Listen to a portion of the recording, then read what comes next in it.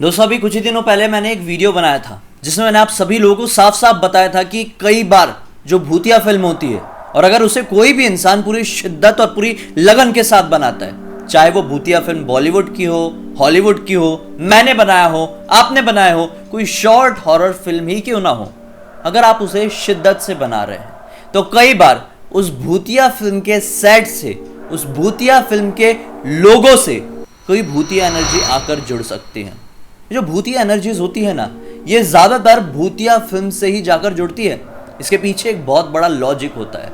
आज मैं आप लोगों को डिटेल में समझाऊंगा, एंड तक बने रहिए। उससे पहले मैं कुछ लोगों की बात करता हूं। बहुत सारे लोग ये बोलते हैं कि भाई ऐसा क्यों होता है कि जो भूतिया एनर्जीज होती हैं, जो भूत प्रेत होते हैं, वो केवल भूतिया फिल्म से ही जाकर क्यों चिपकते हैं, क्यों वो नॉर्मल फिल्म्स में नहीं जाकर चिपकते हैं, क्यों ये भूतिया फिल्म वाले भूल भुलैया फिल्म की विद्या बालन की तरह रिएक्ट करते हैं। आज मैं आपको डिटेल में समझाता हूं। जो भूतिया फिल्म के सेट होते हैं ना, जो भूतिया फिल्म से जुड़े हुए लोग होते हैं ना, वो एक ऑरा क्रिएट कर देते हैं, वो एक वाइब क्रिएट कर देते हैं। उनके सेट में अक्सर रहस्यमय, डार्क और हॉरर सा माहौल रहता है। इस वजह से उनसे जो एनर्जी होती है वो नेगेटिव एनर्जी ही अट्रैक्ट करती है, पॉजिटिव एनर्जी नहीं। अगर पॉजिटिव एनर्जी जहां पर होगी वहां पर पॉजिटिव एनर्जी ही अट्रैक्ट होगी। अगर आपने माहौल ही ऐसा क्रिएट करके रखे हैं और वो भी पूरी शिद्दत से, पूरी लगन से, तो आपके पास तो वही एनर्जी अट्रैक्ट होगी ना। लॉ ऑफ अट्रैक्शन यहां पर भी काम करता है। दोस्तों जो भूतिया फिल्म के सेट होते हैं ये बहुत ही ज्यादा अजीब होते हैं। यहां पर आप कदम भी रखेंगे ना तो आपको फील हो जाएगा कि नहीं, ये कुछ गड़बड़ है। आज मैं आप लोगों को ये भूतिया फिल्म के सेट में सबसे आगे रहने वाली एक फिल्म के बारे में बताने वाला हूं, जिसका नाम है द कॉन्जरिंग। द कॉन्जरिंग को कौन नहीं जानता है। कॉन्जरिंग 1, कॉन्जरिंग 2 और अब कॉन्जरिंग 3 भी हॉलीवुड में रिलीज हो चुकी है। बॉलीवुड में बहुत जल्दी आएगी। मैंने उसके ऊपर डिटेल्ड वीडियो बना दिया हूँ कि किस तरह की फिल्मों की, जाकर देख लेना। उसकी लिंक इस वीडियो के डिस्क्रिप्शन बॉक्स में मिल जाएगी। खैर, कॉन्जरिंग 1 और कॉन्जरिंग 2 के सेट पर कुछ ऐसी घटनाएं हुई थी जो अब तक की सबसे रहस्यमयी घटनाएं हैं। इतनी ज्यादा डरावनी है कि अगर आप लोग उन्हें फेस कर लेते ना जाने आप जिंदगी भर कैसे उन्हें भुला पाते। हालांकि द पोल्टरगाइस्ट और द एग्जॉर्सिस्ट जैसी कुछ घटना नहीं हुई थी। द एग्जॉर्सिस्ट में ना लोग जुड़े हुए थे, उनकी मृत्यु तक हो गई थी। जी हां, कॉन्जरिंग में इतना बुरा तो नहीं हुआ, लेकिन इतना डरावना, इतना रहस्यमय हुआ जो कि उससे जुड़ा हुआ कोई भी इंसान भुला ही नहीं सकता और शायद ही कभी भुलाया होगा। दरअसल दोस्तों, जब ये फिल्म की प्लानिंग हो रही थी ना, तो फिल्म के डायरेक्टर जो फिल्म में लॉरेन वॉरेन का कैरेक्टर निभा रही थी, उनके पास जाते हैं अपना लैपटॉप लेके। कहते हैं कि मैंने आपके लैपटॉप में या फिर आपकी मेल आईडी में स्क्रिप्ट मेल कर दिया, आप रीड कर लीजिए। अब लॉरेन वॉरेन का कैरेक्टर निभा रही लड़की जो एक्ट्रेस थी, वो अपने घर पर ही डायरेक्टर के सामने लैपटॉप खोलती है और स्क्रिप्ट रीड करने लगती है। स्क्रिप्ट रीड करते करते दोनों के बीच में थोड़ी सी बात होने लगती है। बात होते होते अचानक से उनकी नजर पड़ती है वापस से अपनी लैपटॉप की स्क्रीन पर। क्या पाती है कि उनकी लैपटॉप की स्क्रीन पर 3 ऐसे पंजे बने हुए, पंजे का निशान, 3 उंगली वाला। आसपास कोई जानवर नहीं था, उनके पास कोई पेट भी नहीं था और उन दोनों के अलावा उस कमरे में कोई आया भी नहीं था। जैसे उन्होंने डायरेक्टर को बताया तो डायरेक्टर भी देखकर हैरान, उसे विश्वास नहीं हुआ कि यह कैसे हुआ। वहीं पर उसे ऐसा लगा कि शायद कुछ प्रॉब्लम होगी, ऐसे वहां पर इग्नोर कर देते हैं दोनों बातों को। लेकिन इनके मन में कुछ ना कुछ रह गया था एक्ट्रेस के। एक्ट्रेस नाम सजेस्ट करती है कि एड वॉरेन का कैरेक्टर कौन निभाएगा। अब क्या होता है, पूरी क्रू फाइनल हो जाती है, पूरी कास्टिंग फाइनल हो जाती है। फिल्म की शूटिंग शुरू होती है। फिल्म की शूटिंग जब पहले दिन होती है ना, तो सारे लोग, जितने भी यूनिट के लोग थे, सब डायरेक्टर और प्रोड्यूसर के पास आते हैं पहली ही रात को। बोलते हैं सर, हमें ऐसा लगता है कि हमने ये फिल्म स्टार्ट करके बहुत बड़ी गलती कर दी है। हम ये फिल्म से छुटकारा पाना चाहते हैं, किसी भी कंडीशन में हमें बख्श दो, हमें ये फिल्म छोड़कर जाना है। डायरेक्टर और प्रोड्यूसर को समझ में नहीं आया कि ये लोग फिल्म छोड़ना क्यों चाहते हैं। उनके साथ कुछ ऐसी घटनाएं हुई थी जो वो बताते तो उनकी हंसी उड़ती। वो बहुत घबराए हुए थे। उन्होंने कुछ ऐसा एक्सपीरियंस किया था जो बिना बताने लायक था, मतलब वर्डलेस था। जब वो सभी लोग अपने अपने कमरे पर पहुंचे थे तो उनके कमरे में ऐसा फील हो रहा था कि कोई और की भी प्रेजेंस है, लेकिन उसकी प्रेजेंस केवल एक परछाई के रूप में है। वो लोग बहुत घबराए हुए थे, लेकिन क्या कर सकते थे, कॉन्ट्रैक्ट था, फिल्म छोड़ नहीं सकते थे आधे में। बड़ी हिम्मत जुटा के फिल्म की शूटिंग शुरू हुई। अब फिल्म की जो लीड एक्ट्रेस थी लॉरेन वॉरेन सेट पर पहुंची, उनकी शूटिंग का टाइम आया। अचानक से क्या हुआ, पहले दिन की शूटिंग कंप्लीट हुई, बहुत ज्यादा टायर्ड थी। उन्हें ऐसा लगा था कि मैं सोऊंगी तो मुझे बहुत गहरी नींद आएगी, आराम से सोऊंगी, मजे में सोऊंगी, सुबह जल्दी उठूंगी और अच्छे से शूटिंग करूंगी। रात में अचानक से 3:15 के आसपास उनकी नींद खुल जाती है। बोलती क्यों नींद खुली समझ में नहीं आया। 1-2 करवट चेंज करती है, 5-10 मिनट बाद नींद आ जाती है। ठीक है चलो समझ में आता है। सुबह उठती है, नजर पाती हैं अपने हाथों पर, उनके हाथों पर सेम टू सेम वही पंजों के निशान थे जो उनके घर पर स्क्रिप्ट रीडिंग के टाइम पर लैपटॉप में आए हुए थे। देखकर घबरा गई, बोली ये क्या हुआ। मिटाने की कोशिश की, हल्का सा दर्द था, कंफ्यूज थी। उन्होंने सोचे कि यार चलो जाने दो, मेकअप से ढकवा लूंगी, शायद कुछ कीड़ा आ गया होगा, कुछ स्क्रैच लग गया होगा, मैं ध्यान नहीं दे पाई होगी। नींद खुली गई अब मेरी सुबह सुबह, तो स्क्रिप्ट रीडिंग करती हूँ। लैपटॉप खोलती है, स्क्रीन पर 3 पंजों के निशान फिर से थे। अब उन्हें लगा कि शायद कोई ये मजाक करने की कोशिश कर रहा है। डायरेक्टर से इस बारे में जिक्र करती है, लेकिन डायरेक्टर कहता है कि ये पॉसिबल नहीं है।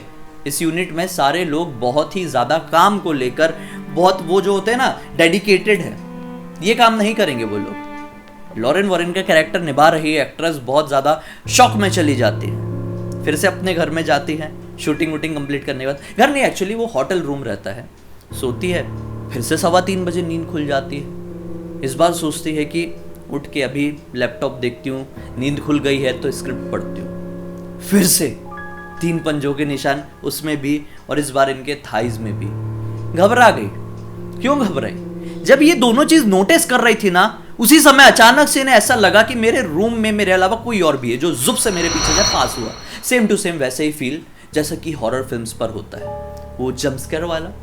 पीछे पलट के देखती है तो कोई नहीं, पूरे कमरे में कोई नहीं था।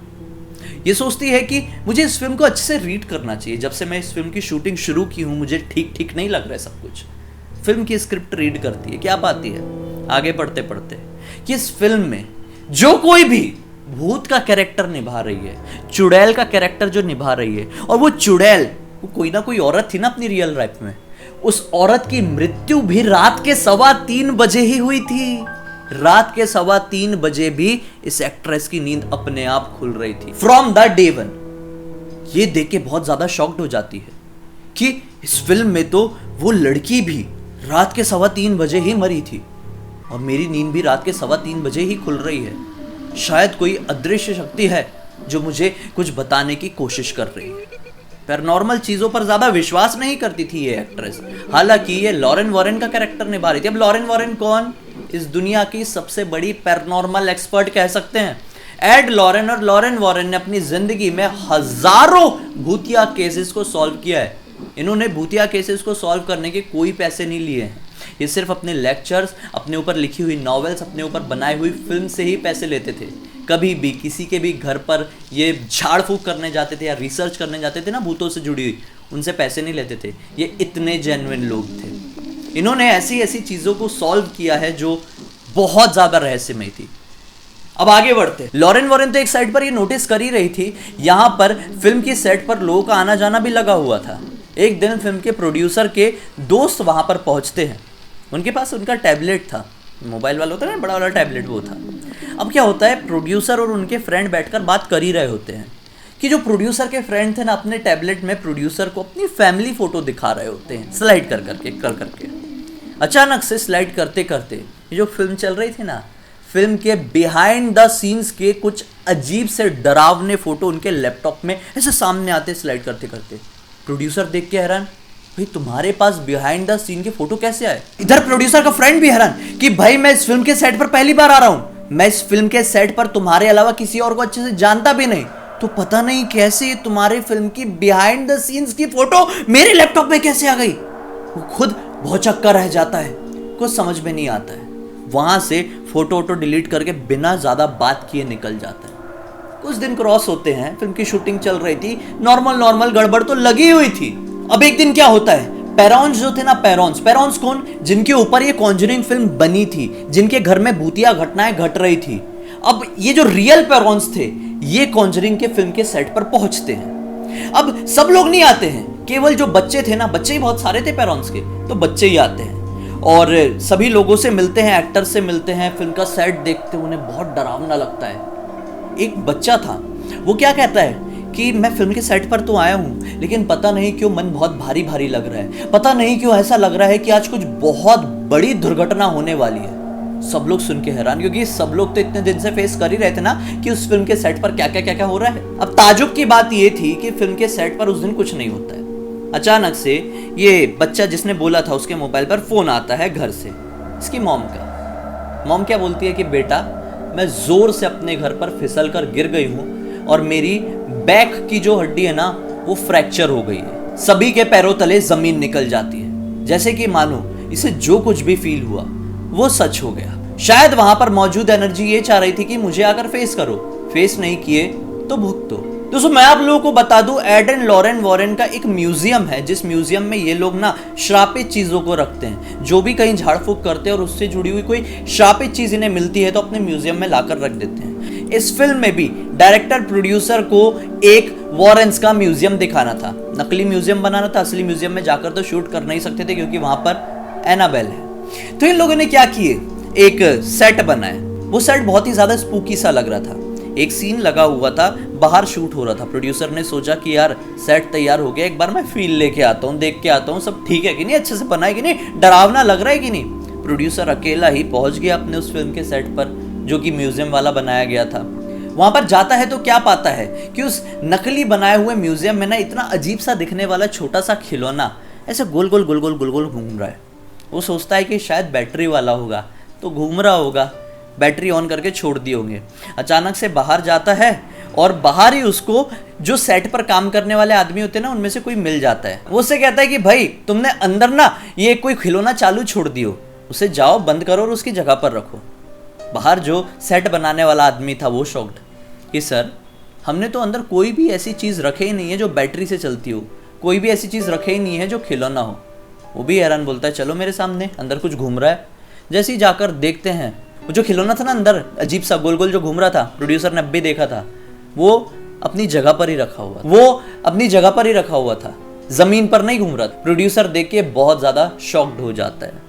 अब जब इतनी सारी घटनाएं हो रही थी अजीब अजीब सी, जो कि अब खुद प्रोड्यूसर फेस कर चुका था, तो प्रोड्यूसर ने बोला एक काम करते हैं, एक पास के ही चर्च से प्रीस्ट को बुलाते हैं, सेट को ब्लेस करवाते हैं और फिर उसके बाद ही शूटिंग कंटिन्यू होगी, वरना आगे नहीं बढ़ेंगे। जल्द से जल्द एक पादरी को बुलाया गया और उसने आकर कि सचमुच में बताया कि यहाँ पर कुछ है भाई, आप लोग कैसे इतने दिन से शूटिंग कर रहे थे। उसने उस सेट को ब्लेस किया, उसके बाद वो लोगों ने शूटिंग कंटिन्यू करे।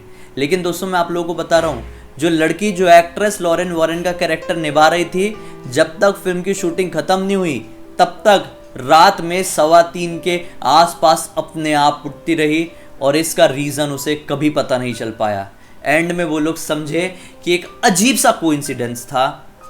फिल्म की चुड़ैल भी उसी टाइम पर मरी थी, फिल्म में चुड़ैल बनने वाली औरत भी उसी टाइम में मरी थी, और ना जाने क्यों लॉरेन वॉरेन की नींद भी उसी टाइम पर खुल रही थी। फिल्म पूरी तरह से बनी और कुछ कंट्रीज में ये फिल्म बैन हो गई, क्योंकि ये फिल्म जब भी थिएटर पर लग रही थी तो कुछ ना कुछ अनहोनी घटनाएं घट रही थी। कई फिल्म के थिएटर्स पर तो आसपास के चर्च के पादरी आते थे, चर्च को ब्लेस करते थे, उसके बाद ये फिल्म चलाई जाती थी, वरना नहीं चलती थी। इंडिया में भी बहुत सारे ऐसे थिएटर्स हैं जहां पर हनुमान चालीसा जोर से बजाई जाती थी, उसके बाद द कॉन्जरिंग फिल्म को प्ले किया जाता था। सोचो कुछ ना कुछ तो रहा होगा ना, तभी तो इतने बड़े स्तर पर बात फैली थी। मैंने ये फिल्म पूरी देखा, 1 भी देखा, 2 भी देखा, अब इंतजार कर रहा हूँ 3 देखने का। मुझे बहुत अच्छी लगती है, बहुत एक्साइटमेंट आता है ये फिल्म को देखकर। आपको कैसी लगती है कमेंट सेक्शन में जरूर बताइए। उम्मीद करता हूं कि अब तक आपने इस वीडियो को देखा है तो लाइक जरूर कर दिए होंगे। चैनल को सब्सक्राइब करके बेल आइकन दबा के ऑल के ऑप्शन में क्लिक कर देना, क्योंकि इतने लोग मेरे चैनल को देख रहे हैं लेकिन बिना सब्सक्राइब किए। आप लोग सब्सक्राइब करेंगे, मोटिवेशन मिलेगा, और अच्छे वीडियोस बनाऊंगा, और अच्छे कंटेंट लेके आऊंगा, और मजा दूंगा। इंस्टा के लिंक इस वीडियो के डिस्क्रिप्शन बॉक्स में क्लिक करके डायरेक्टली वहां पर पहुंच जाइए। चलिए हम कल फिर से एक और हैरान कर देने वाली जानकारी के साथ आप लोग सामने जाहिर हो जाएंगे। तब तक के लिए बहुत बहुत धन्यवाद। आपका दिन शुभ हो।